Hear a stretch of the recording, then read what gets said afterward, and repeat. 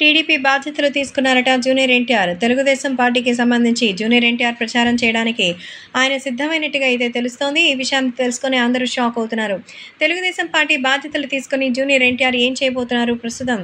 వీటికి సంబంధించిన విషయాలు అయితే ఇప్పుడు సోషల్ మీడియాలో సైతం ఎంతో వైరల్ అవుతోంది.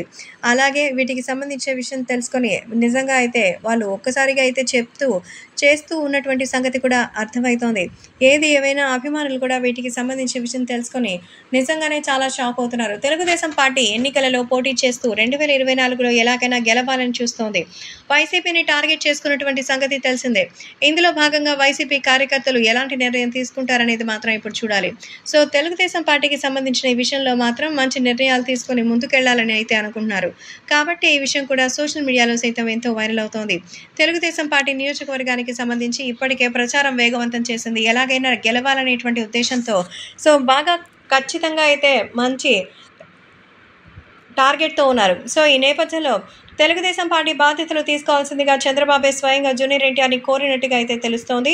ఇందులో భాగంగా ఎన్టీఆర్ కూడా పార్టీ బాధ్యతలు స్వీకరించడానికి ముందుకొస్తున్నట్టుగా అయితే సమాచారం.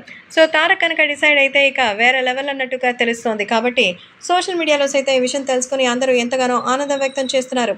జూనియర్ ఎన్టీఆర్ తెలుగుదేశం పార్టీ కోసం ముందుకు రావడం పట్ల ఆనందంగా ఉందంటూ అందరూ కూడా మెచ్చుకుంటున్నట్టుగా అయితే తెలుస్తోంది.